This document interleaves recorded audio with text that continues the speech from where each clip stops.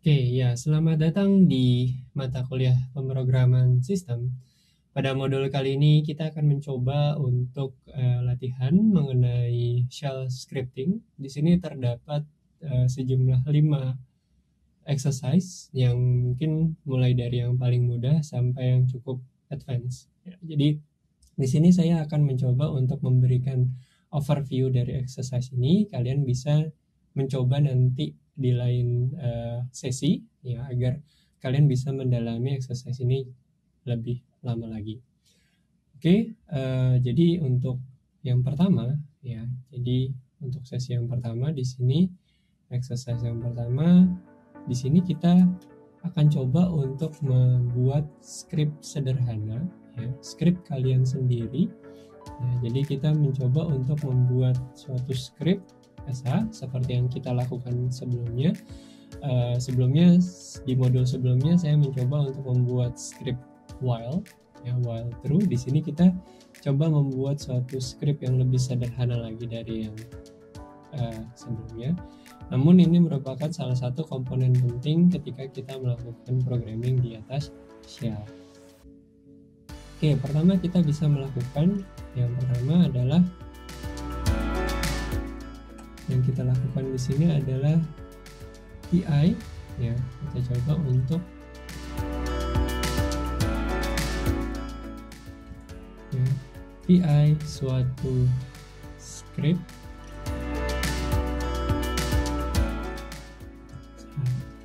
Oke, jadi di sini kita bisa lihat di awal kita coba untuk membuat script. Ya, jadi pertama kita coba buat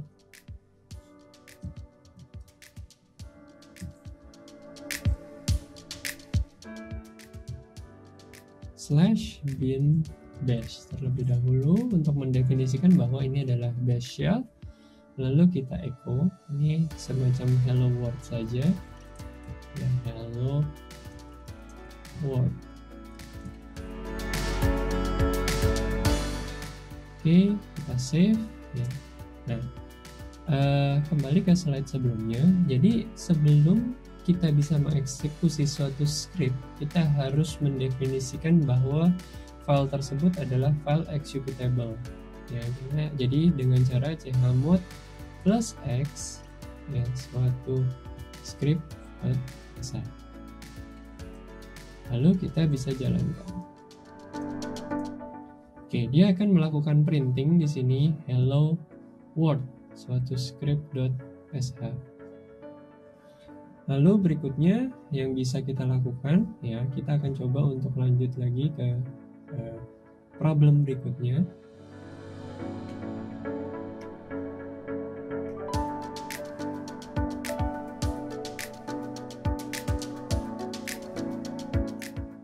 Oke, pada latihan pertama ini kita akan coba untuk melakukan memfilter ya, bisa kita bilang memfilter dari log suatu server, yaitu apache.txt. Jadi seperti kita tahu, jika suatu server menggunakan Apache server, si Apache server tersebut akan melakukan logging ke dalam suatu file. Loggingnya itu bisa berupa IP address, waktu, berapa byte yang diambil dari server. Itu akan di-print ke dalam tiap line-nya. Nah, dari laporan tersebut kita ingin coba untuk mendapatkan di sini antara baris ke 335 sampai ke 7105. Di situ diminta hasilnya, total bytes-nya itu ditaruh di dalam total.txt, dan di sini ya tadi kita harus memfilter dari baris 335 sampai ke 7105. Oke, jadi kalau kita lihat, kalian bisa download filenya di deskripsi video ini, atau kalian nanti download di Skele apache.txt-nya.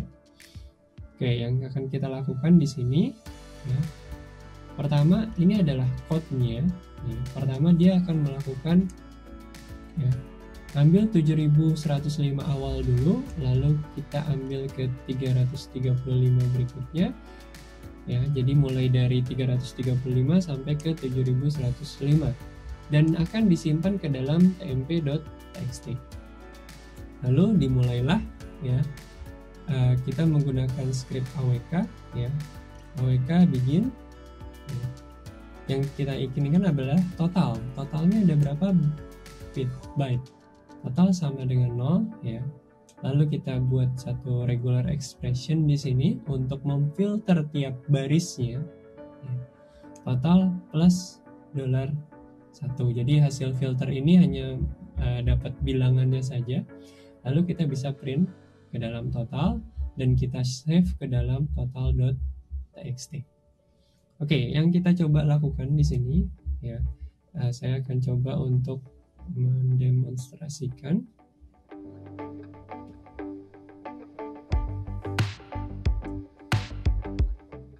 Oke, di sini exercise 1 ya, di sini kita coba train 1.sh ya. Di sini adalah mulai dari 7105 ya, berasal dari apache.txt. Jika kita ingin melihat apa isi dari apache.txt tersebut, kita bisa lihat ini adalah isi dari apache.txt, ada IP address, ada waktunya dengan beberapa pernak-pernik simbol di sana. Terus ada get, ada apa yang didapatkan dari server tersebut ya, misalnya ini ada gambar, terus HTTP-nya HTTP 11, terus ada request-nya itu 200 artinya berhasil atau oke. Ini adalah yang diambil ya. Oke, dia menggunakan browser Mozilla ya, macOS ya. Ini adalah salah satu contoh satu baris log filenya. Ini baris berikutnya ya, dari IP yang berbeda 921, IP-nya sama ya 921. Oke, berikutnya kita coba ya, tadi ada code dari yang sudah ada.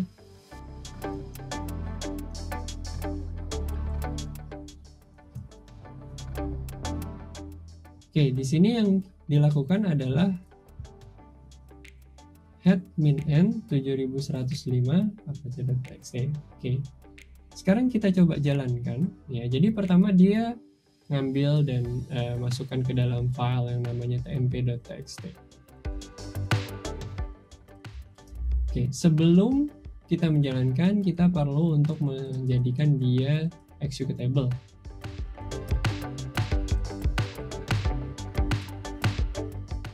Ini kita jalankan. Oke, setelah itu kita dapat di sini ada yang namanya total.txt, ada namanya tmp.txt. Kalau kita lihat tmp.txt ini akan ngeprint dari 335 sampai ke 7105 ya. Kita bisa lihat di sini line-nya hanya 6771. Oke, berikutnya di tmp.txt tadi ya akan difilter lagi oleh programnya.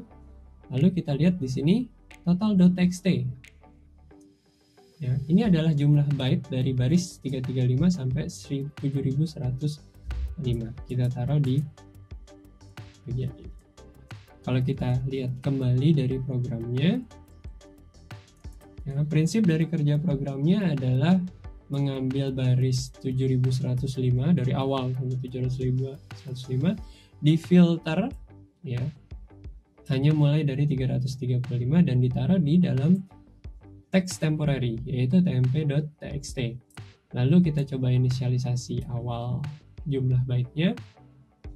Lalu di sini kita sub adalah suatu metode yang digunakan untuk mensubtract sesuai dengan regex yang diberikan ini. Subtract ini yang sesuai dengan regex ini dengan karakter kosong. Ya. Lalu kita hanya dapat di sini adalah bagian dari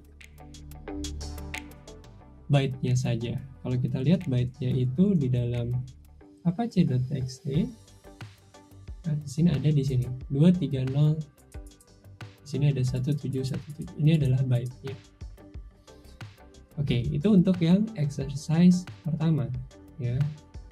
Kita coba lanjut ke dalam exercise yang kedua. Nah, di dalam exercise yang kedua, kita ingin mendapatkan IP unik dari data yang diambil dari exercise 1. Lalu kita taruh ya ke dalam file unique.txt. Jadi kita mau tahu yang mengakses server ini IP mana saja sih. Nah, jadi dari log Apache server tersebut kita bisa mau mengetahui IP unique yang mengakses ke dalam server Apache ini. Oke, jadi yang kita lakukan di sini adalah ya, pertama sama, yaitu kita coba inisialisasi head min n 7105 ambil dari apache.txt, terus kita masukkan ke dalam temporary. Lalu di sini kita menggunakan awk ya, editor.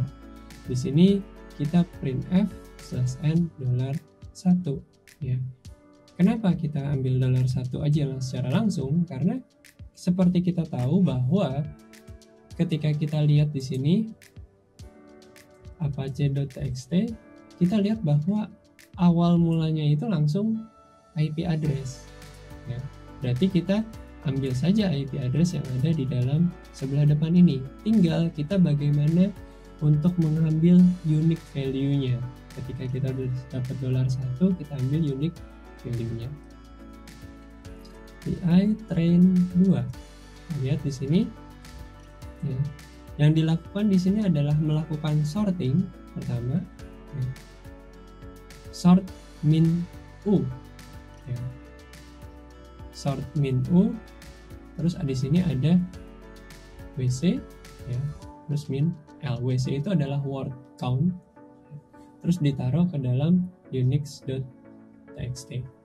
Jadi setelah di sort ya, kalau kita lihat di sini setelah kita lakukan sort, dia hanya dapat IP unique-nya saja ya. Tapi kan di sini yang mau didapat adalah kita menginginkan ya, retrieve unique IP dari data di dalam exercise 1 lalu taruh di dalam unique.txt. Oke, sekarang kita coba jalankan ya. Kita chmod train2.sh.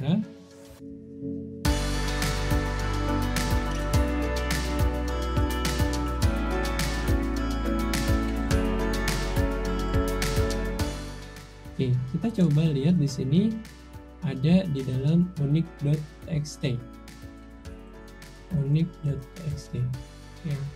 Jadi di sini jumlahnya langsung dihitung sama dia, yaitu ada 1258 IP address.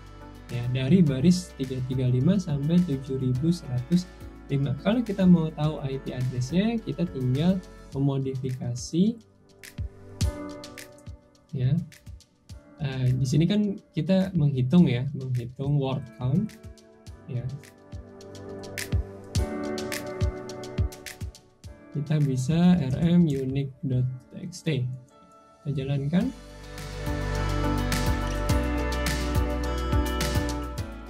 Ini adalah IP address yang mengakses server Apache tersebut. Ya. Yang tadi kan kita langsung menghitung ya. Jadi kita kembalikan lagi. Ya. WC L. Kalian bisa mencoba untuk melihat man sort di sini, sort line dari text file, terus di sini man WC atau word count, ya. Print new line, ya, dia akan menghitung banyaknya word yang ada di dalam sana. Oke, jadi kalau kita bahas secara sistem programming di sini, kita lihat pertama, dia akan mendapatkan hanya IP address-nya saja. Ya. Hanya IP address-nya saja di bagian depan, lalu di sorting. Sebenarnya di sini yang berguna adalah min u-nya atau unique value-nya. Jadi output dari hasil tmp2.txt akan menjadi input bagi program sort min u. Ya. Setelah di sorting, hanya unique value-nya saja. Lalu output dari sorting ini akan dihitung oleh si word count. Ya, jadi output ini menjadi input bagi si word count. Jadi penjelasannya adalah output dari program sebelumnya ketika dimasukkan pipes akan menjadi input bagi program berikutnya yang setelah pipe tersebut. Oke, itu adalah mengenai exercise yang kedua. Ya. Berikutnya kita coba untuk jalan lagi ke exercise yang ketiga.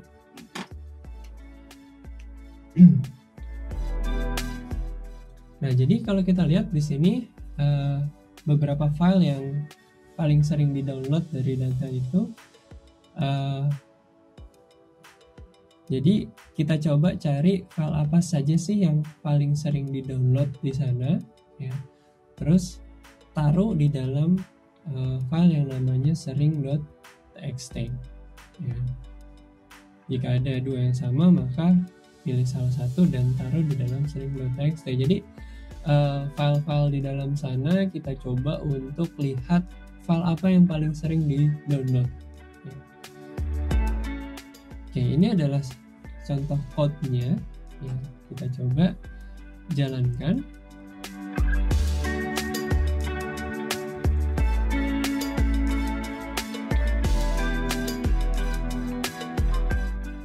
Oke, di awal sama, yaitu head kita ambil dari 335 sampai 7105.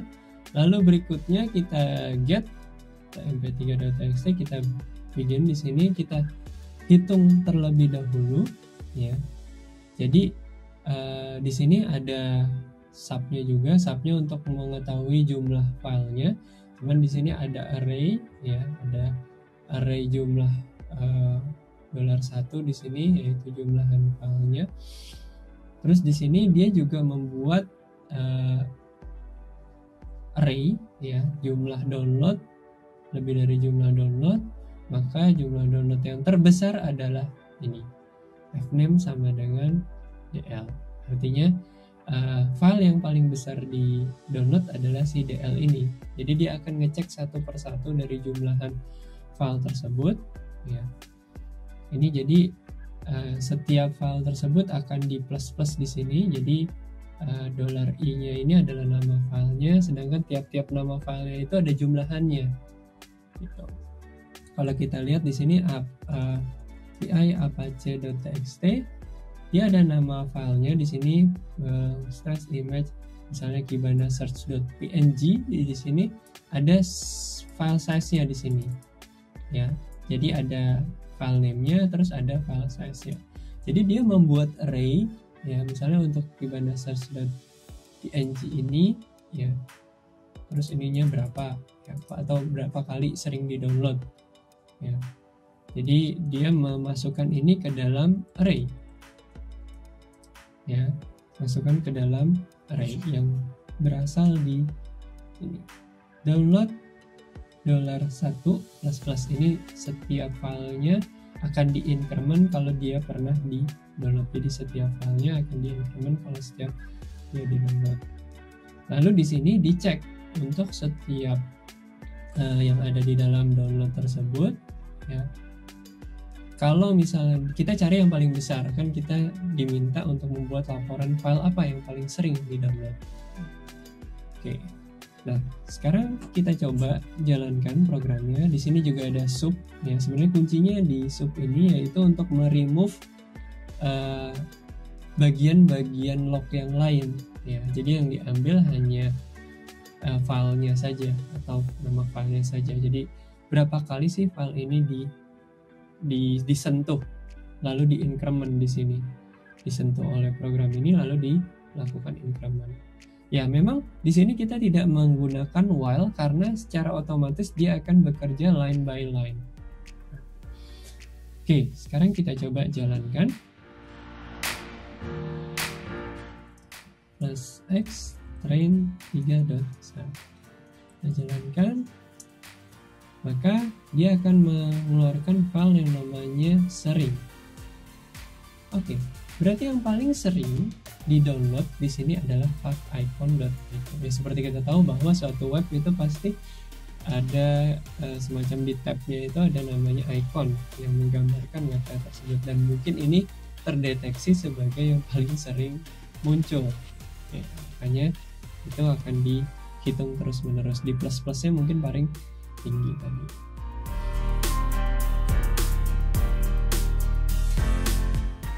Oke, berikutnya kita coba jalan ke exercise berikutnya ya. Exercise keempat.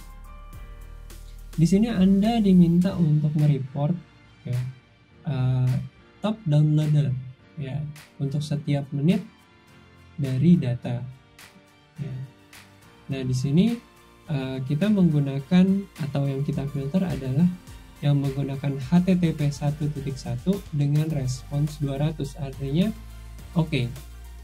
Ya, jadi setiap menit itu dilihat siapa saja top downloader dalam 1 menit. Ya. Di sini output yang diinginkan ya seperti ini. Ada waktu, ada jumlahnya, waktunya dalam menit ya.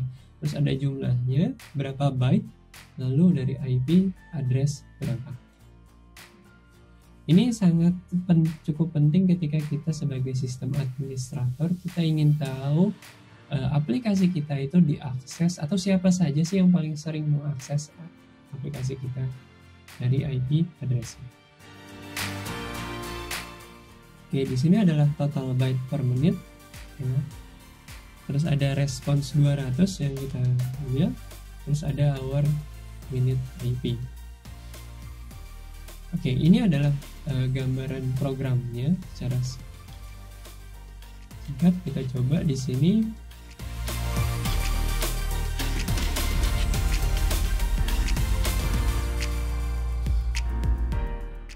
Ya, kalau kita lihat di sini program yang berjalan adalah, pertama kita ambil terlebih dahulu HTTP 11200 ya dari TMP2. Ya, saya langsung ambil dari temporary 2 saja. Terus ada IP maksimal, ada jumlah download. Ya, jadi ada IP maksimal, ada jumlah download ya. Terus kita lakukan subtract ya, sub ya. Jadi artinya kita replace beberapa hal di sini. 2 kali replace, terus ada total $2 plus sama dengan total $3. Ya, di sini kita perlu beberapa data, yaitu jumlah bytes-nya, kita perlu IP address-nya juga. Jadi di sini ada yang dimasukkan array sebagai identifier-nya, misalnya dia IP address-nya, dia IP address ini download berapa di menit ini. Terus di sini jam in total ya, IP maksimum max, terus jumlah download, terus pengguna IP ya, terus pengguna jumlah download, terus pengguna. Ini adalah beberapa laporan atau program yang digunakan untuk melaporkan apa yang nanti kita akan dapatkan. Ya, jadi yang di print di sini adalah jam, total jam, terus IP. Total jam ini artinya jumlah downloadan pada jam tersebut atau pada menit tersebut. Terus di sini ada IP-nya yang paling banyak memiliki atau mendownload paling banyak di menit tersebut. Ya, jadi total jam ini bukan berapa jam, tapi total bytes di jam tersebut. Lalu kita masukkan ke dalam laporan.txt. Oke, kita coba jalankan ya. Chmod plus x train 4 dataset.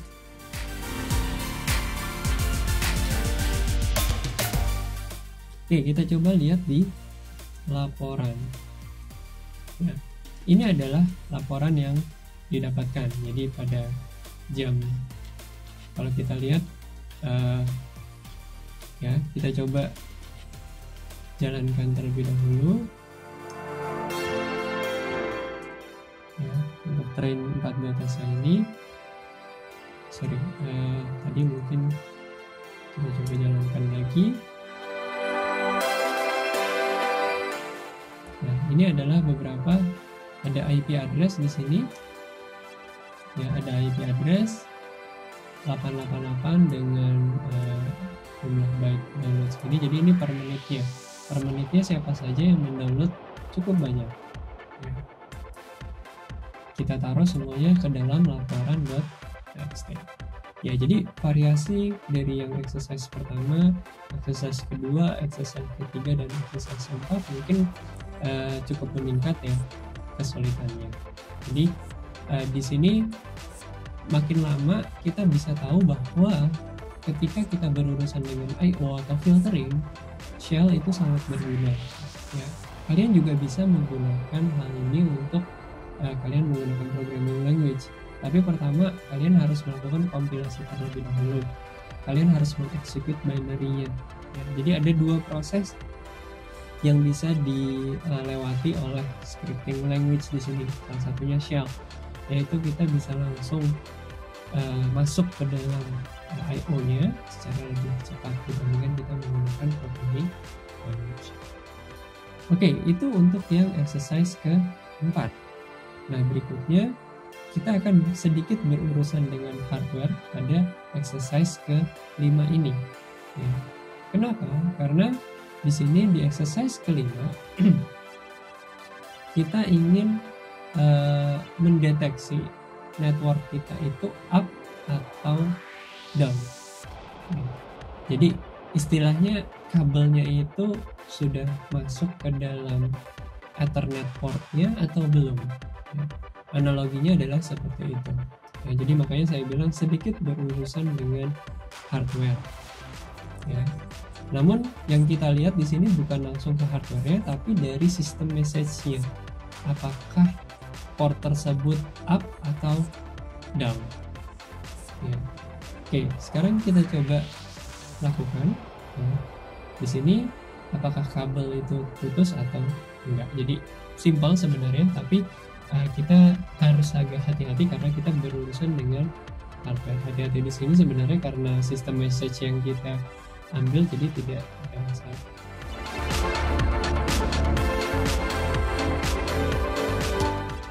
Oke, yang kita lakukan di sini, program ini akan berjalan secara terus-menerus. Ya, terus-menerus di sini adalah while true, artinya forever loop untuk mendeteksi ke bagian hardware tersebut untuk memantau hardware tersebut isinya apa. Ya, terus di sini gunakan if, ya, terus gunakan sleep, terus gunakan link itu up atau link tersebut down dari kernel message. Jadi kita langsung mengambil dari kernel message. Ya, jadi ini adalah programnya.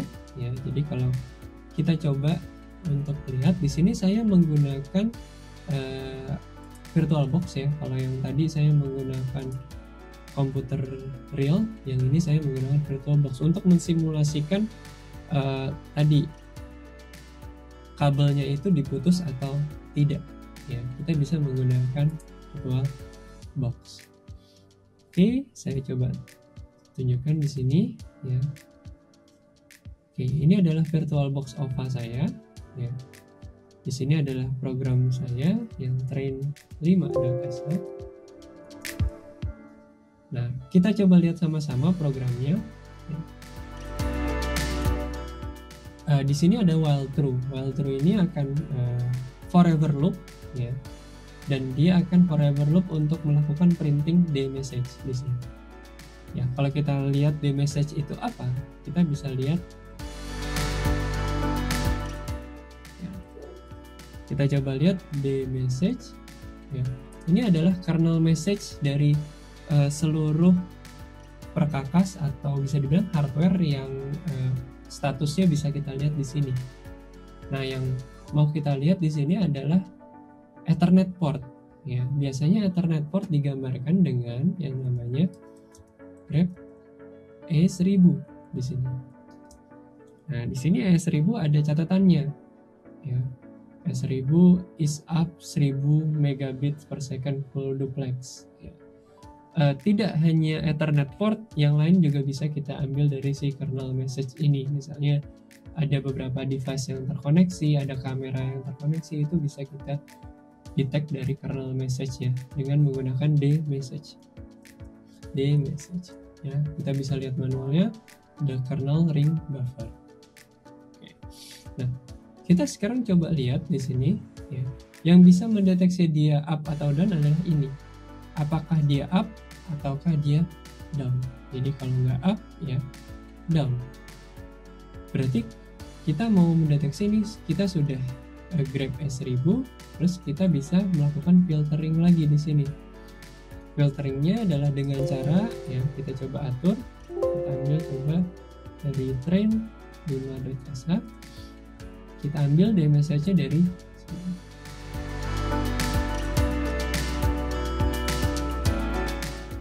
Nah, kita ambil tail min N1, artinya kita ambil yang paling bawah ya. Entah itu up atau itu down ya. Jadi kita mau ambil apakah itu up, apakah itu down. Jadi kalau dia up, ini kan sekarang lagi up nih ya, maka dia akan mengeluarkan up. Kalau down nanti dia akan mengeluarkan down.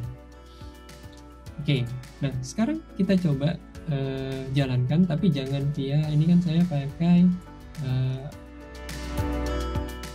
putih ya. Kalau pakai putih kan berarti kita melakukan SSH lewat jaringannya dia. Nah, karena kita lewat jaringan, kalau jaringannya diputus atau kabelnya diputus kan otomatis kita nggak bisa melakukan apa-apa. Contohnya begini, kalau kita putuskan kabel di sini, nah, misalnya kita putuskan kabelnya di sini. Di sini saya sudah mengetik tapi tidak bisa melakukan apa-apa. Jadi saya sudah mencoba untuk mengetik tapi di shell ini hang up atau tidak ada respon. Maka saya akan langsung ke dalam programnya ya. Sini saya coba jadi langsung ke dalam konsol dari VirtualBox-nya. Nah, kita coba jalankan train 5.sh. Oke, dia bilang disconnected ya. Artinya kabelnya itu tidak tersambung ya. Nah, saya coba, ini kan dia forever loop nih sebenarnya. Dia looping terus menerus mengontrol DMSH yang tadi ya. Sekarang saya coba untuk jalankan, atau bisa dibilang saya sambungkan kabelnya. Tek, gitu. Kita sambungkan kabelnya. Coba sambungkan kabelnya. Jadi secara hardware yang saya lakukan di sini adalah saya menyambungkan kabel dan memutus kabelnya. Kalau misalnya saya putuskan kabelnya di sini, nah dia akan disconnected. Kalau kita coba lagi untuk disambungkan lagi kabelnya. Ya, jadi di sini shell bisa membantu kita untuk melakukan controlling terhadap hardware. Even kita nggak harus masuk ke dalam driver hardware tersebut, karena dari kernelnya sendiri sudah dienkapsulasi dan dia sudah memberikan informasi kepada kita bahwa dia connected atau tidak. Ya. Coba saya disconnect lagi. Ya, kalian bisa coba untuk mempraktekkan ini juga supaya kalian punya gambaran bahwa kita bisa melakukan controlling terhadap apa yang ada di dalam kernel tersebut. Jadi kita bisa menyambungkan dari level yang aplikasi ke dalam kernel, bahkan itu ke dalam hardware. Ya, jadi ini cukup menggambarkan bagaimana kita bisa memantau hardware melalui kernel. Oke, saya coba sambungkan kembali di sini. Saya coba kembalikan ke awal. Ya, jadi ini kayak saya menyambungkan kabel dan memutus kabel tersebut.